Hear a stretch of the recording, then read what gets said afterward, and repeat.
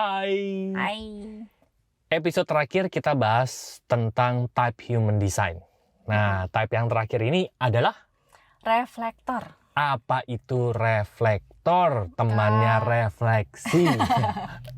Sakit atau enak? Kamu tidak bisa menyombong dengan reflektor ini. Oh, gitu ya. Jadi kemarin kan dia menyombong, dia minoritas gitu ya. Reflektor ini yang paling minoritas. Jadi reflektor ini secara statistik itu hanya ada 1%. Wah, jauh sekali.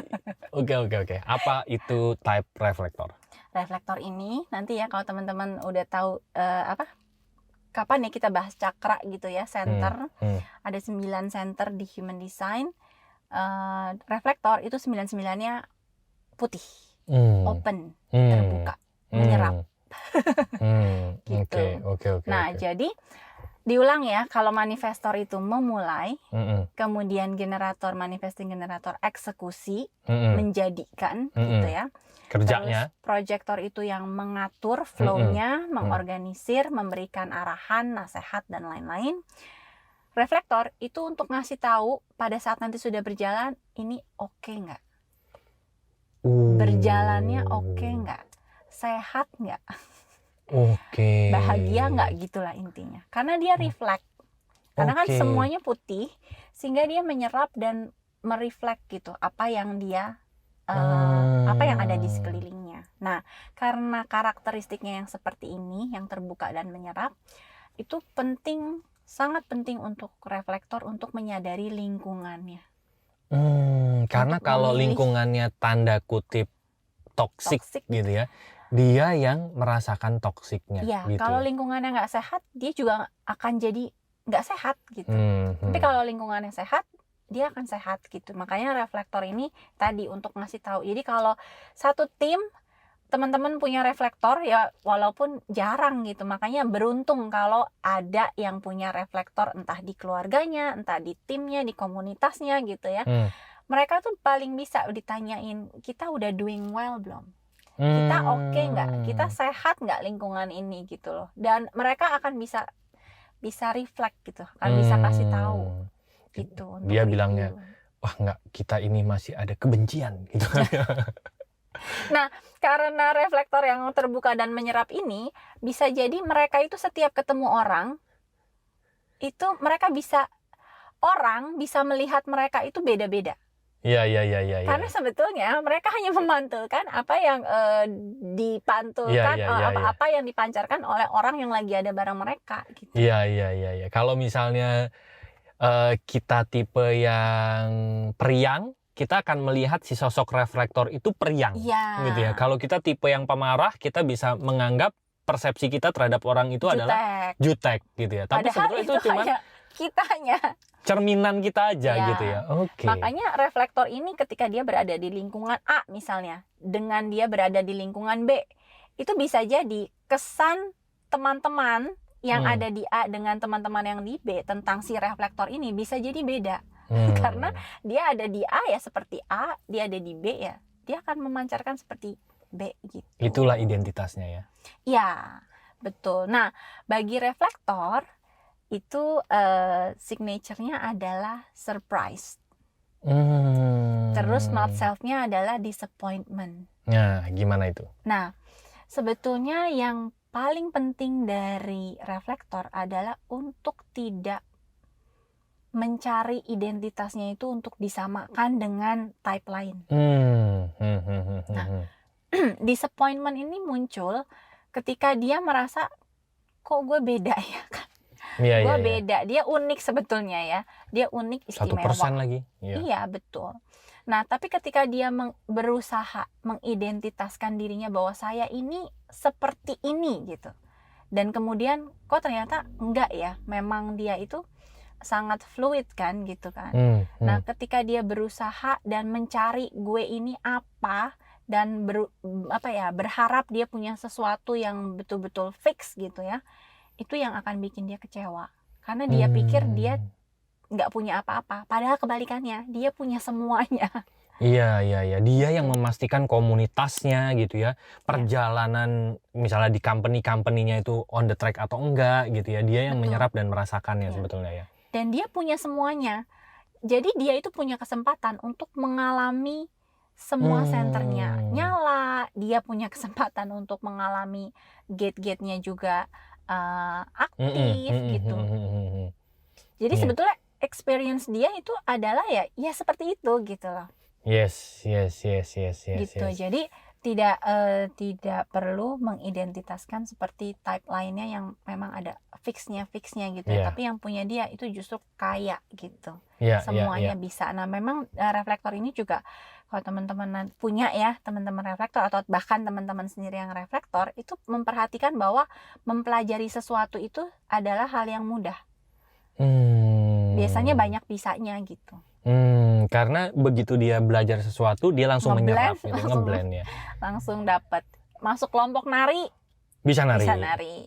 Kelompok art and craft bisa gitu ya. Kelompok apalagi bisa gitu. Jadi itu kelebihan dari reflektor. Oke. Nah, kebalikannya dia bisa signature ya, merasakan signature adalah surprise. Sebetulnya ketika dia bisa merayakan, mengembrace bahwa dirinya tuh memang seperti itu, dia akan hidup tuh dengan penuh banyak kejutan. Karena dia akan ada banyak pengalaman gitu yang orang lain belum tentu bisa rasain sebanyak dia gitu. Nah, kalau dia bisa menjalani pengalaman-pengalaman hidupnya seperti anak kecil yang terpesona, lihat ini wah keren ya, lihat ini wah ini ya, gumunan dia kalau bahasa orangnya akan sering terpesona dan terkejut dengan apa yang dia bisa lakukan gitu. Oke. Nah, kalau proyektor ini inner authority-nya apa? Reflektor ini inner authority-nya apa? Inner authority-nya non. Dia nggak ada inner authority. Inner authority-nya non karena kan semuanya putih ya. Nah, jadi makanya strateginya unik sih. Strateginya adalah wait a lunar cycle. Jadi dia menunggu satu siklus bulan. Dan reflektor ini punya kedekatan energi dengan bulan. Sailor Moon. Jadi kenapa dia perlu menunggu satu siklus bulan ya, sekitar 28 hari ya. Ini untuk keputusan-keputusan yang signifikan ya, yang penting gitu. Di siklus 28 hari itu sekali lagi bukan siklus pasif ya. Sama seperti proyektor, ketika menunggu bukan berarti itu pasif. Justru dia tuh aktif. Apa yang dilakukan selama 28 hari gitu ya, satu siklus ya. Dia memperhatikan rasa yang datang dan silih berganti ya gitu kan. Karena dia menyerap di hari pertama, dia mungkin akan punya opini dari sudut pandang ini. Karena mungkin yang aktif lagi ada gate apa, dia lagi kena lingkungan apa dan lain-lain. Di hari kedua gimana? Di hari ketiga gimana? Jadi sebetulnya siklus 28 hari itu adalah siklus aktif untuk dia mengamati, observasi, masukan-masukan yang datang di selama satu periode itu, terus rasa yang datang, sudut pandang yang datang, sampai akhirnya dia bisa memutuskan mana yang betul-betul dirinya. Oke. Karena walaupun reflektor terbuka gitu ya, bukan berarti dia tidak punya keputusan sendiri. Dia punya keputusan sendiri. Nah, tapi dia akan perlu mengamati, memperhatikan hal-hal yang datang supaya dia bisa menyaring sampai akhirnya dia bisa ketemu mana yang benar-benar gue gitu.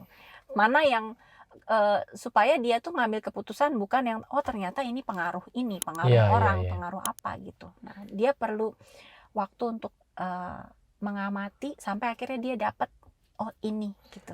Oke. Nah, untuk anak-anak reflektor gimana? Ya, untuk anak-anak reflektor itu sekali lagi perlu ruang gitu ya, perlu ruang sama gitu ya, mirip proyektor karena open centernya juga banyak kan ya. Si proyektor. Reflektor itu bahkan lebih banyak, malah semuanya kan. Jadi anak-anak reflektor itu perlu diberi ruang bahwa mereka itu akan bertumbuh sesuai kecepatan mereka, sesuai level mereka. Jadi jangan sampai dibanding-bandingkan gitu. Ya walaupun untuk type lain sama Ojo dibanding-bandingkan. Iya. Iya benar. Itu jangan-jangan lagunya reflektor ya. Karena memang reflektor itu unik yang tadi kan, unik, istimewa, dia punya caranya sendiri, karena dia punya pengalaman yang kita belum tentu alami gitu. Iya, karena dia mengalami pengalaman semua cakra ya. Benar. Dia bisa mengalami semuanya. Sedangkan kalau yang lain kan fix, mungkin ya lebih gampang untuk menentukan, oh ini saya, oh ini enggak gitu kan. Tapi kalau reflektor, dia akan mengalami dan itu adalah bagian dari perjalanan dirinya gitu. Jadi dia memang perlu dikasih waktu untuk bertumbuh sesuai dengan kecepatannya, sesuai ruangnya, sesuai caranya. Oke.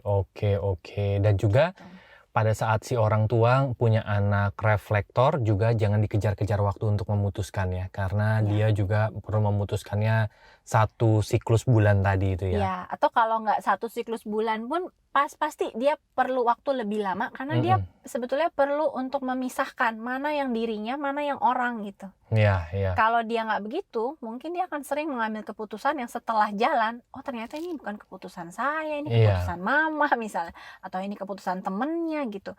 Itu yang bikin dia bisa drain juga gitu. Iya. Yes. Jadi dia perlu waktu untuk menyaring gitu ya. Menyaringnya lebih lama karena yang masuk pun lebih banyak gitu.